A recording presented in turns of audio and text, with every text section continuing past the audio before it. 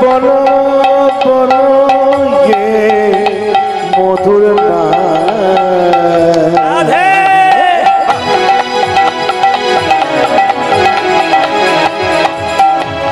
এই কৃষ্ণ না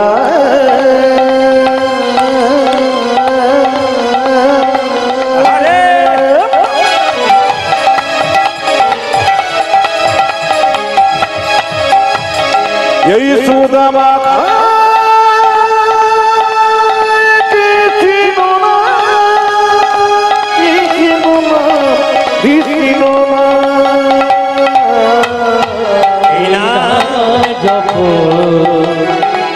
হলো যখন দূরে যাকে তৃষা প্রেম জপরে জপরে জপরে রসনা জপরে রসনা জপরে জপরে জপরে রসনা জপরে জপরে জপরে রসনা সুধা মাখা এই নাম হরি নাম মধুমাখা এই নাম কৃষ্ণ কেশব কৃষ্ণ কেশব সুধা মাখা এই নাম হরি নাম মধুমাখা এই নাম নাম নাম নাম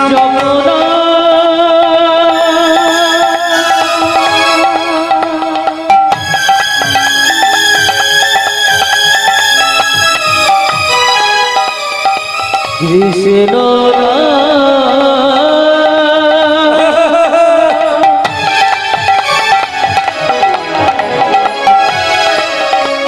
বলো না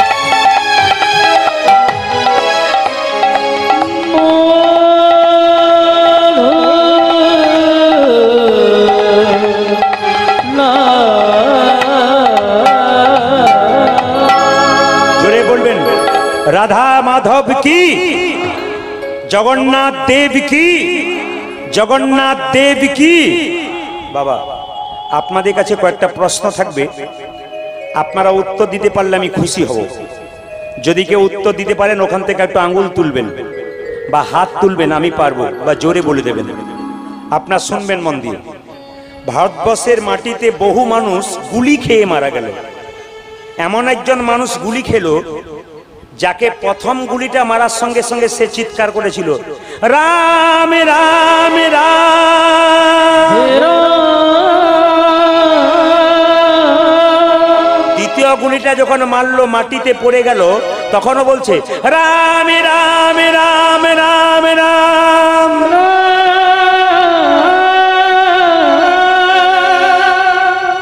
এত এত মানুষের সমাধি হয়েছে কারো সমাধিতে রাম নাম লেখা নাই কিন্তু ওই ব্যক্তির সমাধিতে রাম নাম লেখা আছে হাত তুলে বলুন তো ওই ব্যক্তিটির নাম কি জোরে বলুন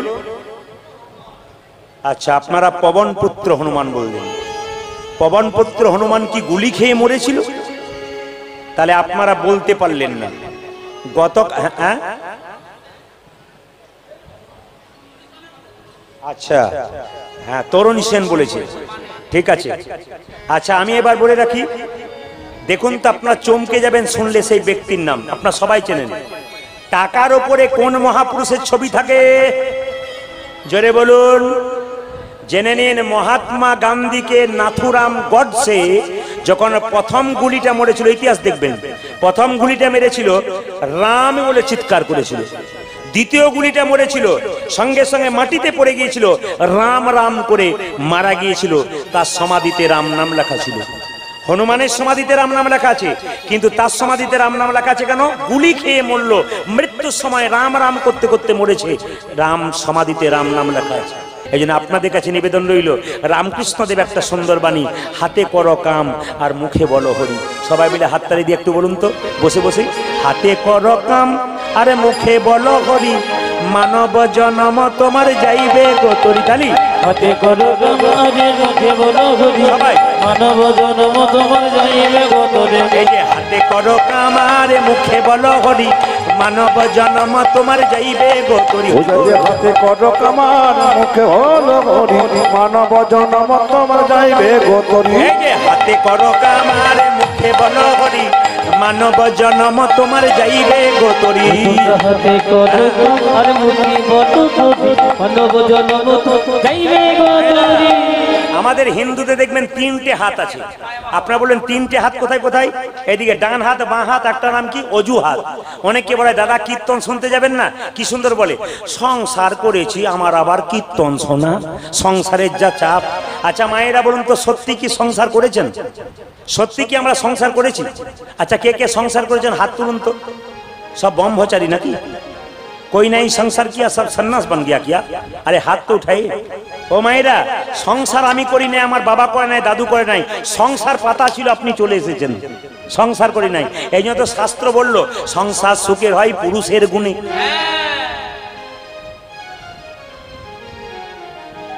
যে মাটি ঘুমোচ্ছিল সে বলছে না আমার গুণে মানে জেগে গেল আর কি মানে নিন্দা যে সহ্য করতে পারে তার প্রমাণ দু একজন ঘুমোচ্ছিল আমি যখন বলছি সংসার সুখের হয় পুরুষের গুণে না আমার গুণে জেগে গেছে আর দাদারা মনে মনে হচ্ছে এতদিন পরে আপনি আমাদের হয়ে বললেন কেউ বলেন মায়েরা সংসার সুখের হয় রমণীর গুণে আচ্ছা বলুন তো মা এক হাতে তালি বাজে এরপর একটা লাইন আছে সংসার সুখের হয় রমণীর গুণে গুণবান স্বামী যদি থাকে তার শোনে স্বামী যদি মাতাল হয় দরজা খোলো বাসন্তী তাহলে তার নিতাই গৌর হরিগৌর হয়ে গেল যতই আপনি লোক তবে আপনাদের এখানে ভালো জিনিস পেলাম এখানে মাতাল নাই না না এখানে কেউ মদ খায় না এই কথাটি বলার পরে কি হাসি সব জায়গাতেই আমি ভাবলাম এখানে বোধহয় নাই মকরমপুরে আমি যখন বলছি মাতাল নাই মাতাল বলতে কোন মাতাল আপনার যে মাতাল বলছেন সে হরিনামের মাতাল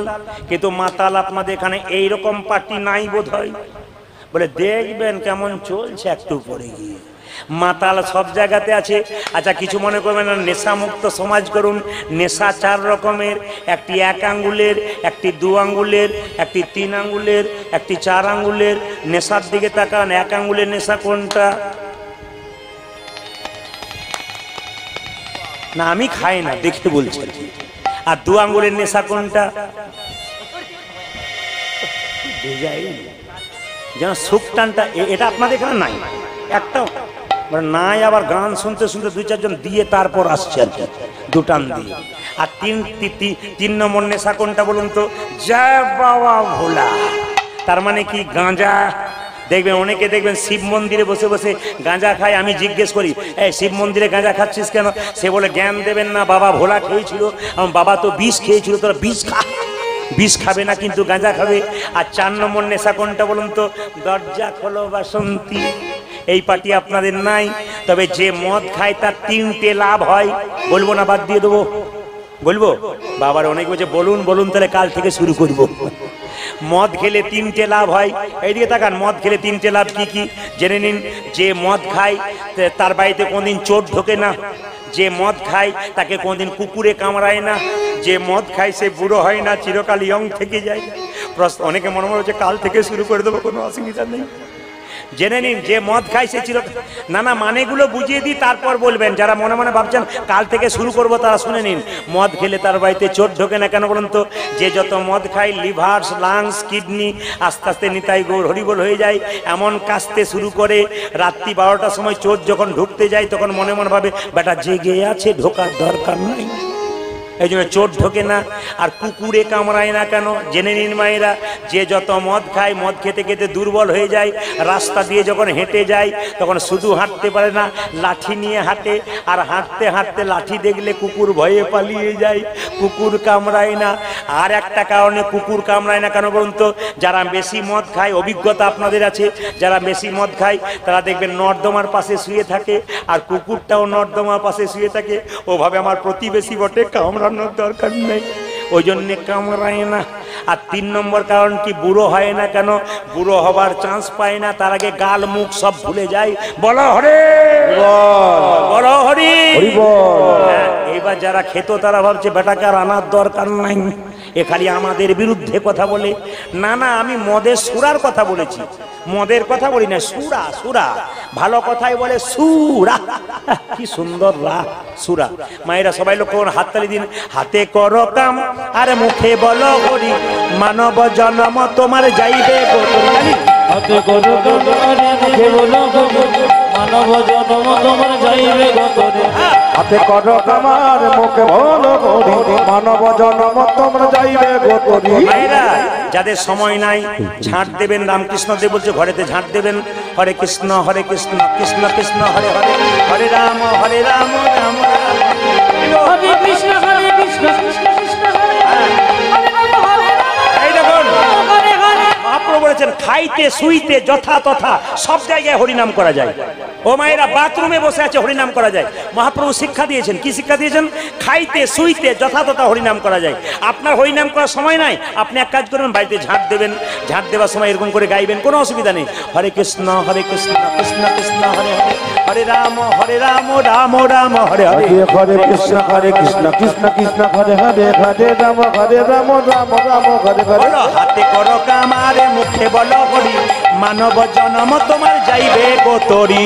হাতে করো কাম মুখে বলো হরি, মানব জন্ম তোমার যাইবে গো তরি। এই যে হাতে করো কামারে মুখে বলো হরি, মানব জন্ম তোমার যাইবে গো তরি। যে হাতে করো কামার মুখে বলো হরি, মানব জন্ম তোমরা যাইবে গো তরি। মায়েদের সংসার ভজনা কেমন, চিড়ে আউলি চিড়ে ভানার মতো। আচ্ছা ঢেকি দেখেছেন মায়েরা, ঢেকি দেখেছেন? জোরে বলুন হ্যাঁ না না, ঢেকি দেখেছেন? আচ্ছা বলুন তো, যে ঢেকিতে পা দেয় তার টেনশন বেশি, না যে গর্ততে হাত দেয় তার টেনশন বেশি? জোরে বলুন। যে গর্ততে হাত দেয়, দেখবেন কথাটা উল্টে দেবো, এখনই বলবেন যে পা দেয়, দেখবেন কথাটা উল্টে দেবো। আচ্ছা বলুন তো, মেয়ে যদি গর্ততে হাত দেয়, মা যদি পা দেয়, কার টেনশন বেশি? জোরে বলুন। মায়ের টেনশন বেশি। আর মা না হয় যে যা হয় যা, যা বোঝেন, যা যা বোঝেন আপনারা? যা যদি হয় ও তখন বলে তোর যা হবে হোক, ও তোর যা হবে হোক না কেন। মায়েদের ভগবান ভজনা চিড়ে আউলির চিড়ে বানার মতো। বাচ্চাকে কোলে নিয়ে স্তন পান করাই, একদিকে খরিদ্দারের সঙ্গে কথা বলে, দিদি কালকের 5 আজকের 5 হলো তোমার 10। একদিকে খরিদ্দারের সঙ্গে কথা বলে, একদিকে বাচ্চাকে স্তনপান করায়, একদিকে হাতটা তালে তালে রাখে। আপনারা কি করবেন? ছেলেকে দেখবেন, মেয়েকে দেখবেন, স্বামীকে দেখবেন, মন রাখবেন গোবিন্দ চরণে একবার তালি। হাতে করো কামারে মুখে বলো হরি, মানব জন্ম তোমার যাইবে গো তরি। হাতে করো কাম আর মুখে বলো হরি, মানব জন্ম তোমার যাইবে গো তরি। হাতে করো কামারে মুখে বলো হরি, মানব জন্ম তোমার যাইবে গো তরি। হাতে করো কাম আর মুখে বলো হরি, মানব জন্ম তোমার যাইবে গো তরি। আরে বলুন রাধা রানী কি, শ্যাম সুন্দর কি। আচ্ছা বলুন তো, কয়লার ময়লা যায় না ধুলে, আর স্বভাব যায় না মূলে। বলুন তো কয়লার ময়লা যায়? কয়লা হয় ময়লাহীন, আগুনে পোড়ালে ছাই। মানুষের হয় কৃষ্ণ ভক্তি, যদি গুরু কৃপা পায়। প্রমাণ দেখে নিন আপনারা। এক সময় বিল্লমঙ্গল যখন বৃন্দাবনে যাচ্ছে, মনে মনে ভাবছে পাপ শরীরে যেতে পারবো না, আমি নদীর জলে আত্মহত্যা করব। এই বলে বিল্লমঙ্গল যেই না নদী, মায়েরা যেই না নদীতে ঝাঁপ দিয়েছে, সোমগিরি মহারাজ বিল্লমঙ্গলকে বাঁচিয়ে দিয়েছে। এই আত্মহত্যা করিস কেন? বিল্লমঙ্গল বলছে না, এই পাপ শরীরে বৃন্দাবনে যেতে পারবো না, আমি আত্মহত্যা করব। সোমগিরি মহারাজ একটা কথা বললেন, আত্মহত্যা করা মহাপাপ। আমি আপনাদের সামনে সুন্দর কথা বলে যাই। যারা এত রাত্রি পর্যন্ত বসে কীর্তন শুনলেন, তাদের কাছে নিবেদন রইল, সামান্য কিছুতে ভেঙে পড়বেন না, অল্পতে মাথা খারাপ করবেন না, অল্পতে সংসারে অশান্তি হলে এই সিদ্ধান্ত নেবেন না আমি আত্মহত্যা করে দেবো। আপনি ভুল করছেন। প্রশ্ন করবেন কিরকম ভুল, জেনে নিন আপনারা। আত্মহত্যা করা মহাপাপ সবাই জানি, কিন্তু আপনাদের বুঝিয়ে দিই আত্মহত্যা করা মহাপাপ কেন। আপনি মনে মনে ভাবছেন আত্মহত্যা করলে এই সংসার থেকে মুক্তি পেয়ে যাব। আপনি সংসার থেকে মুক্তি পাবেন না, আপনার আত্মা চারিদিকে ঘুরে বেড়াবে, কোনো দেহ ধারণ করতে পাবে না। আর একটা কথা আপনাদের বলি, আপনি যদি কোনো ভাড়া বাড়িতে থাকেন, সেই ভাড়া বাড়ির দেওয়ালে যদি জোরে জোরে আঘাত করেন, দেওয়ালটা ফেটে যায়, তার জন্য কেউ কিছু বলবে না। ভাড়া বাড়ির মালিক কিন্তু আপনাকে শাস্তি দেবে। এই দেহ বাড়িটা কিন্তু আপনার নয়, এটা গোবিন্দ কৃপা করে দিয়েছে। এখানে আত্মা রূপে রয়েছি আমরা। এখন যখন এই দেহ বাড়ি থেকে আত্মাটা বেরিয়ে চলে যাবে, বাবা কিছু মনে করবেন না, আত্মহত্যা করলে আত্মা বেরিয়ে যাবে, তখন কিন্তু ভগবান আপনাকে শাস্তি দেবে। ওই জন্য আত্মহত্যা আপনারা করবেন না। যদি আপনাদের মনে কোনো দুঃখ যন্ত্রণা থাকে, শুনে নিন, আপনাদের মনে জ্বালা থাকতে পারে, দুঃখ থাকতে পারে, যন্ত্রণা থাকতে পারে, কারো কাছে বলবেন না, পাড়া প্রতিবেশীর মেয়েদের কাছে বলবেন না, এরা আপনার দুঃখ যন্ত্রণা আরো চারিদিকে ছড়িয়ে দেবে। যদি মনের মধ্যে কোনো দাদা ভাইয়ের মায়ের দুঃখ থাকে, যন্ত্রণা থাকে, কারোর কাছে বলবেন না, দু জায়গায় বলবেন। কোথায় কোথায়? একটি গুরুচরণ, একটি গোবিন্দচরণ।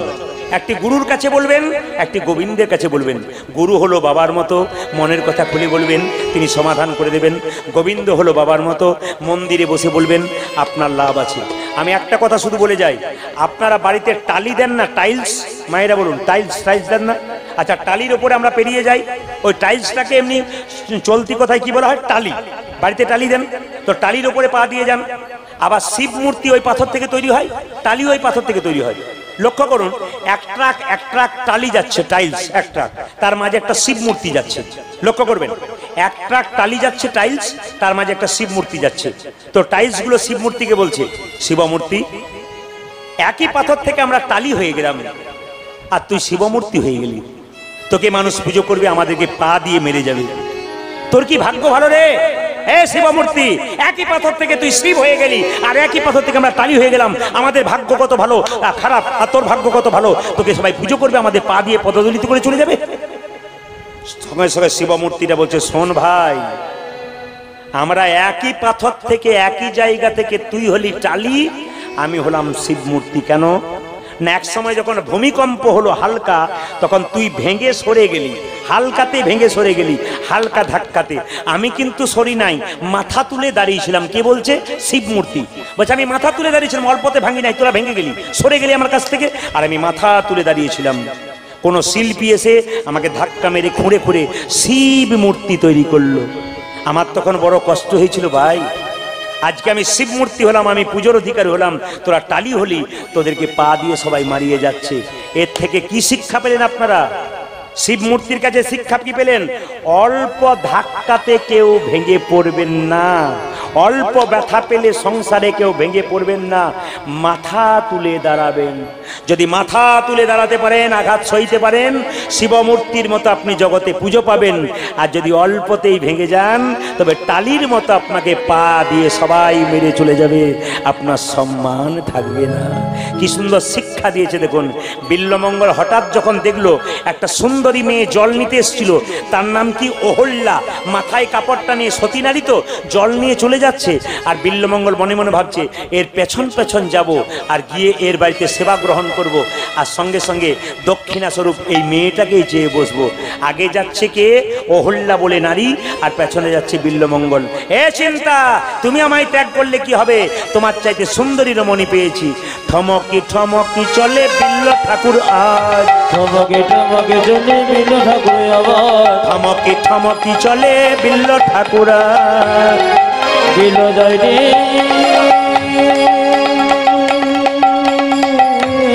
উলধ্বনি।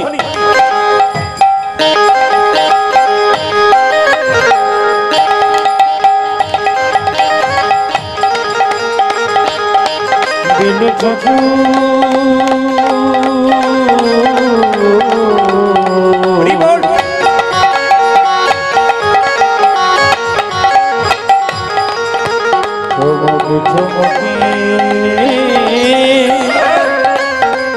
চলে যে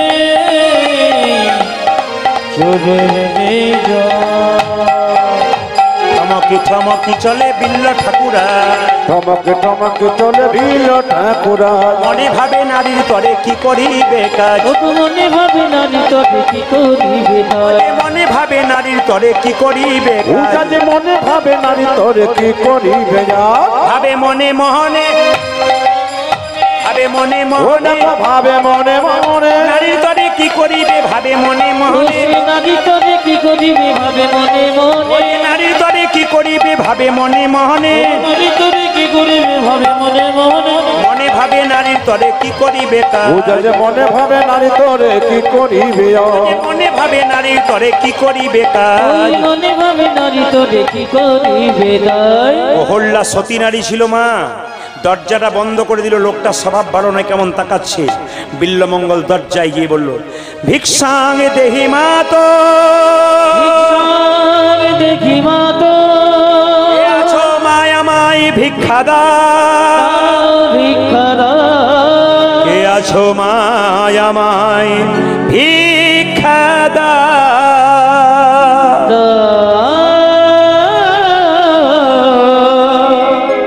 ভিক্ষা দাও।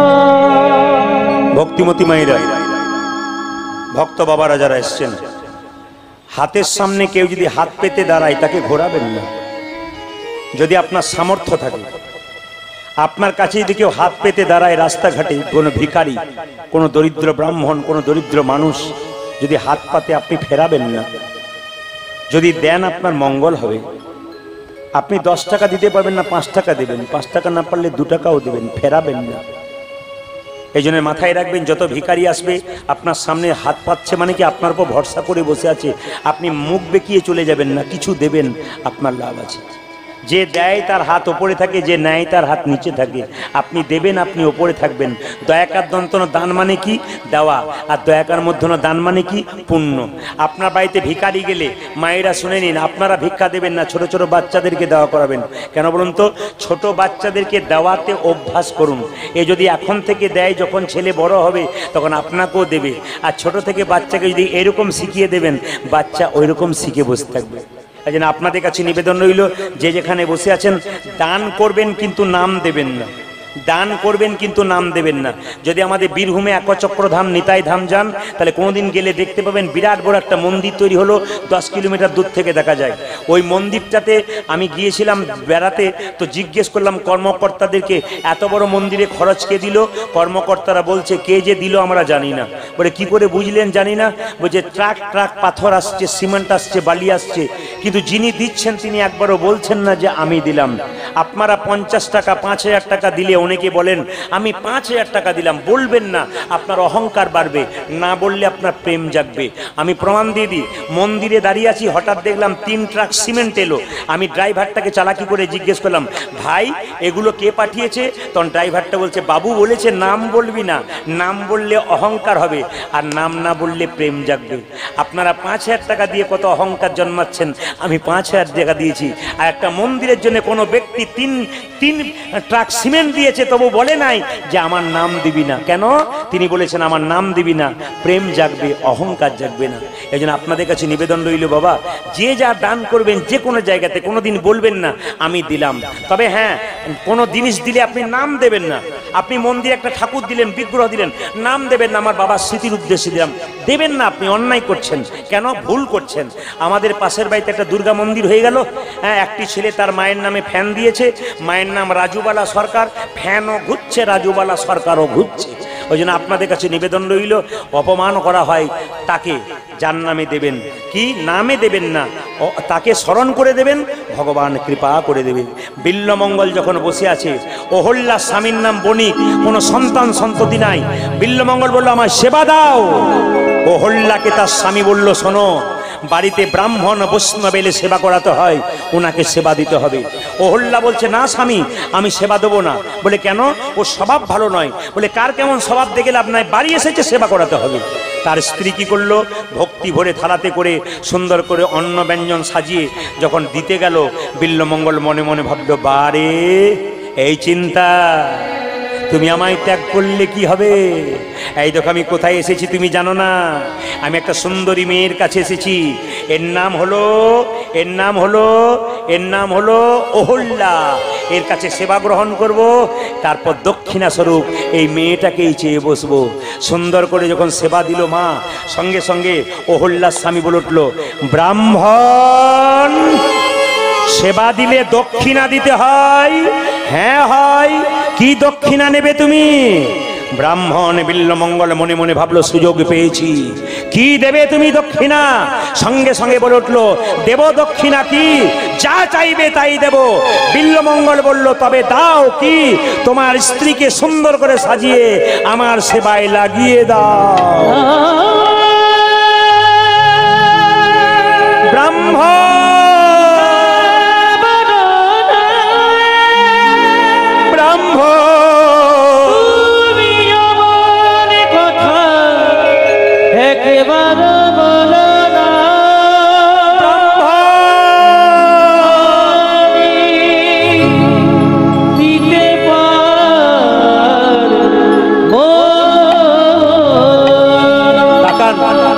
এই দৃশ্যটা সবাই দেখবেন, এই দৃশ্যটা সবাই দেখবেন আপনারা। যেই না বলেছে না আমি আমার স্ত্রীকে দিতে পারবো না।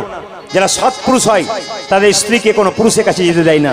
যারা সতী নারী হয় স্বামীর ভাগ কোনো স্ত্রীকে দিতে দেয় না। সঙ্গে সঙ্গে বলে উঠলো, আমার স্ত্রীকে আমি দিতে পারবো না। ব্রাহ্মণ বিল্বমঙ্গল বলে উঠলো, যদি আমার সেবায় না লাগাও আমি তোমাকে অভিশাপ দিলাম, তুমি ভস্ম হয়ে যাবে, তোমার স্ত্রী স্মৃতি সিঁদুর হাতের শাখা শেষ হয়ে যাবে। সঙ্গে সঙ্গে বিল্বমঙ্গল এই কথা বলাতে অহল্যা তার স্বামীর কাছে এসে বলল, স্বামী যদি অনুমতি দাও আমি ব্রাহ্মণের সেবায় লাগবো। আমি যদি যাই তুমি বেঁচে যাবে, আমি যদি না যাই আমার স্মৃতি সিঁদুর হাতের শাখা সব চলে যাবে। ব্রাহ্মণ যখন বলেছে তখন আমাকে সেবায় লাগতে হবে। আমি তোমাকে রাখবার জন্যে, জীবিত রাখবার জন্যে, একজন নারী চাই তার স্বামীকে বাঁচিয়ে রাখতে, আমিও চাই তোমাকে বাঁচিয়ে রাখতে। আমাকে তুমি সুন্দর করে সাজিয়ে দাও, অনুমতি দিলে আমি যাব। সঙ্গে সঙ্গে বণিক বলল, আমি অনুমতি দিলাম, তবে আমায় সাজিয়ে দাও। মায়েরা স্বামী হয়ে নিজের স্ত্রীকে সাজাচ্ছে বিল্বমঙ্গলের সেবায় লাগানোর জন্য। স্মৃতিতে সিঁদুরে পরাইয়ে দিল, সিঁদুরে পরাইয়ে দিল, নয়নে কাজল পরালো, নয়নে কাজল পরালো, কণ্ঠে দিল সোনার মালা, কণ্ঠে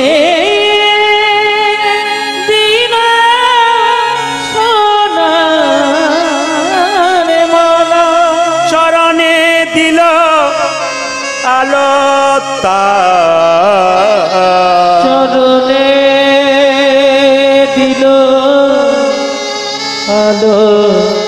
আলোতা, মাথায় দিল ঘোমটা, দিল ঘুমটা। মায়েরা তাকান, যখন বিল্বমঙ্গল বসে আছে, হল্লা মাথা নিচু করে তার কাছে দাঁড়িয়ে আছে। ব্রাহ্মণ আমাকে সেবায় লাগিয়ে নাও, আমাকে সেবায় লাগিয়ে নাও, আমাকে সেবায় লাগিয়ে নাও। বিল্বমঙ্গল মাথা নিচু করে আছে, ও হল্লার দিকে তাকাচ্ছে না, মনে মনে ভাবছে, বাহ এই চিন্তা, তোমায় ত্যাগ করলাম, তুমি জানো না আজ আমার কাছে সর্ব সুখ এসে হাজির হয়ে আছে, আমার সামনে দাঁড়িয়ে আছে অহল্যা সুন্দরী নারী, তুমি তাকিয়ে দেখো। পরক্ষণে বলছে, কি গো আমার দিকে তাকাবে না? যেই না বলেছে আমার দিকে তাকাবে না, আমি তাহলে চলে যাই। যখনই হল্লা বলেছে আমি তোকে চলে যাই, যে না বিল্বমঙ্গল তার দিকে তাকাতে গেছে অমনি চমকে গেছে। ও হল্লা বলল, কি ব্যাপার ব্রাহ্মণ, তুমি আমার দিকে তাকিয়ে আছো কেন? ও হল্লা বলে উঠলো, কেন তাকিয়ে আছি জানো? ছোটবেলায় আমার মা মারা গেছে, তো তোমার মুখটাকে দেখে আমার মরা মায়ের মুখটা মনে পড়ে গেল। ও গো মা,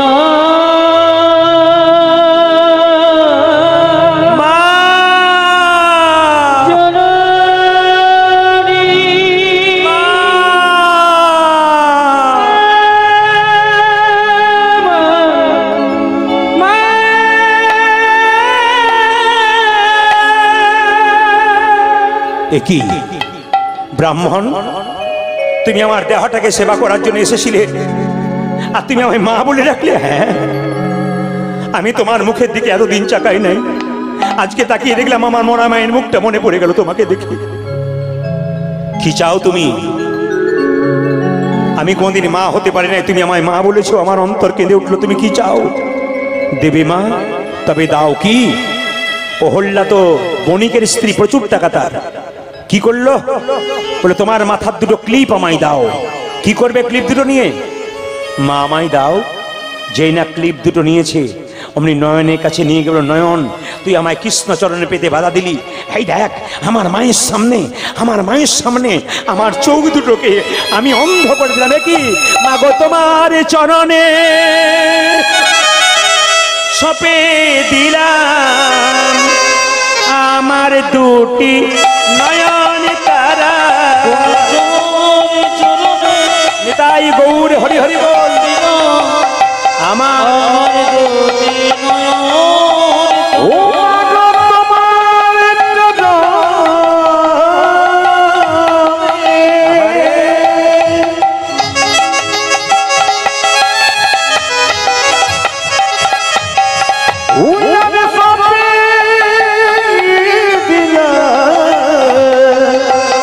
আমার দুটি নয়ন তারা। তুমি আমার মা, ও গো তুমি আমার মা, তুমি আমার মা, আরে তুমি আমার মা।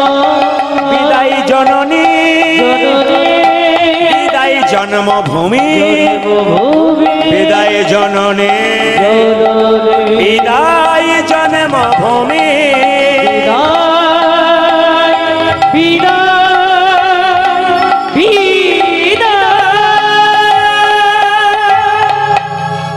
বিল্বমঙ্গল অন্ধনয়নে চলে যাচ্ছে।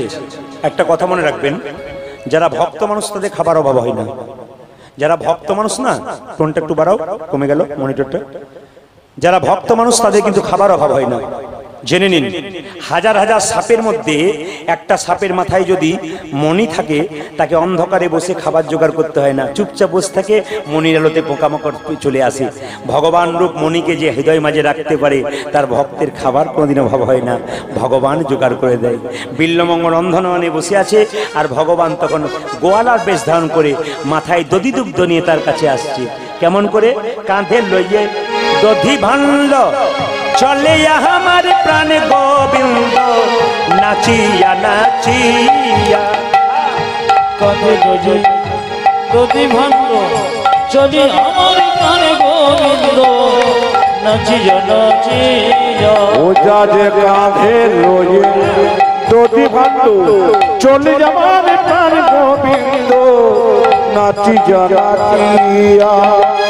কাঁধে লইয়ে দধি ভাণ্ড চলে আমার প্রাণ গোবিন্দ, নাচিয়া নাচিয়া। কাঁধে লইয়ে দধি ভাণ্ড চলে আমার প্রাণ গোবিন্দ, নাচিয়া নাচিয়া। ভালো দই, ভালো দই, ভালো দই, ভালো ও যা যে ভালো দই, ভালো দই। ওগো নাচিয়া নাচিয়া, ওগো নাচিয়া, ও নাচিয়া নাচিয়া, ও নাচিয়া নাচিয়া, নাচিয়া নাচিয়া। ভালো দই, ভালো দই, ভালো দই, ভালো দই, ভালো দই, ভালো দই, ভালো দই, ভালো দই। আমি বিনামূল্যে বিকাইব ভালো দই, ভালো দই। ওই আমি বিনামূল্যে বিকাইব ভালো দই, ভালো দই। ভগবান গোয়ালার বেশে তাকে নবনী খাওয়ালো। শেষে অন্ধনয়নে বিল্বমঙ্গল বলল, তুমি কে? বলে, আমি বৃন্দাবনের ছেলে। কি নাম? আমার নাম গোপাল। আমি বৃন্দাবনে কৃষ্ণ দেখতে যাব। গোয়ালা বেশে ভগবান বললেন, যাবি কি করে? তুই তো চোখে দেখতে পাস না। ভগবানের চেয়ে ভক্ত খুব চালাক তো। ওই যে তোমার পায়ে যে নুপুরটা রয়েছে, ওই নুপুরের শব্দে তুমি যাবে, আর তোমার পেছন পেছন আমি চলে যাব বৃন্দাবনে। আমায় নিয়ে যাবে না? ভক্তের কথা আর সারতে পারলো না। তবে চল আমার সঙ্গে। ভগবান যাচ্ছে নুপুর বাজিয়ে আগে আগে, আর কৃষ্ণ যাচ্ছে, বিল্বমঙ্গল যাচ্ছে পেছনে পেছনে। কিভাবে মায়ের উলুধ্বনি দেবেন? রনো ঝনো রনো ঝনো নুপুর বাজাই রে, নুপুর বাজাই। রনো ঝনো রনো ঝনো নুপুর বাজাই রে, নুপুর বাজাই। ও যা যে রনো ঝনো রনো ঝনো, নুপুর বাজাই রে,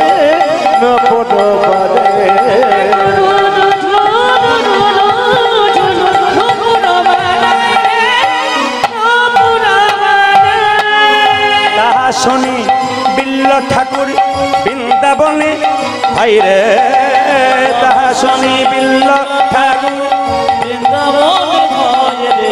তাহা শুনি বিল্ল ঠাকুর বৃন্দাবনে তাহা শুনি তাহা শুনি তাহা শুনি বিল্ল ঠাকুর বৃন্দাবনে ভাই রে তাহা শুনে বিল্ল ঠাকুর বৃন্দাবনে রণ ঝন রণ ঝন নপর বাজাই রে নপুর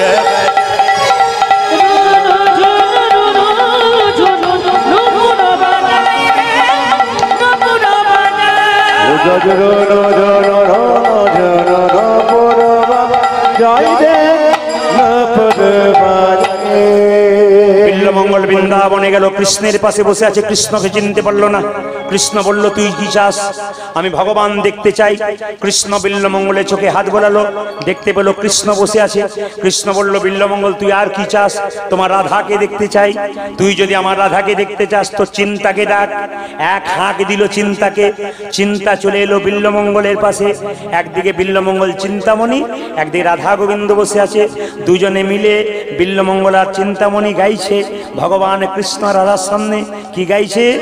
সবাই মিলে শ্যামল টোনে একসঙ্গে হাততালি দিয়ে কি গাইছে মায়েরা? হাত হাত ওঠানো একসঙ্গে একসঙ্গে কি গাইছে? তালি দিয়ে সবাই তালি দেবেন।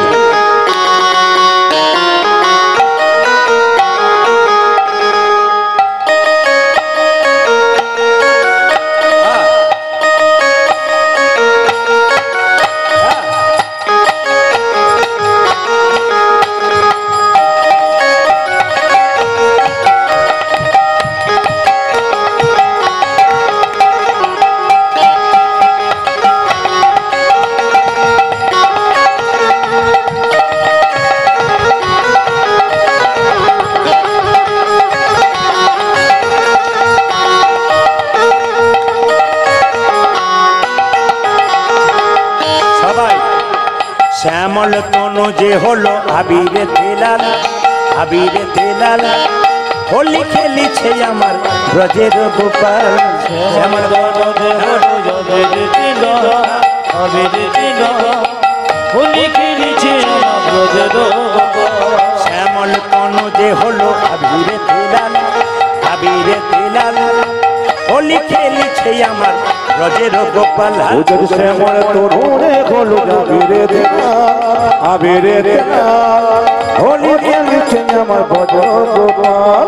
সাথে লইয়ে সিদাম সুদাম যত না রাখাল, সাথে লইয়ে সিদাম সুদাম যত না রাখাল, লইয়ে সিদাম সুদাম যত না রাখাল, লইয়ে সিদাম সুদাম যত না রাখাল হোলি খেলিছে আমার ব্রজের গোপাল।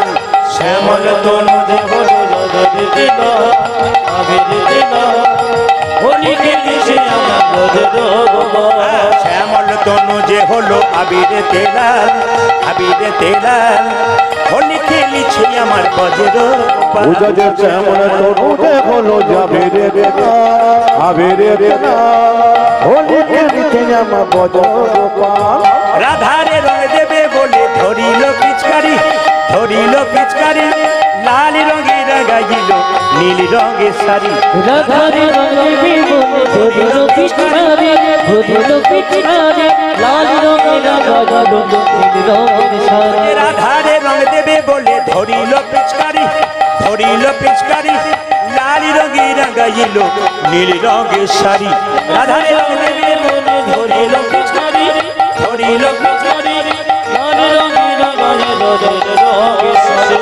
রাধা বলে রং দিও না দোহাই নন্দলাল, রাধা বলে রং দিও না দোহাই নন্দলাল, রাধা বলে রং দিও না দোহাই নন্দলাল। রাধা বলে রং দিও না দোহাই নন্দলাল হোলি খেলিছে আমার ব্রজের গোপাল। শ্যামল তনু যে হলো আবিরে তেলাল, আবিরে তেলাল হোলি খেলিছে আমার ব্রজের গোপাল। শ্যামল তনু যে হলো আবিরে তেলাল, হোলি খেলিছে আমার ব্রজের গোপাল। শ্যামল তনু যে হলো আবিরে তেলাল হোলি খেলিছে আমার ব্রজের গোপাল। শ্যামল তনু যে হলো আবিরে তেলাল, হোলি গোপাল শ্যামল তনু যে হলো আগুনেতে লাল ও লিখে লিখে আমার অজেয় গোপাল।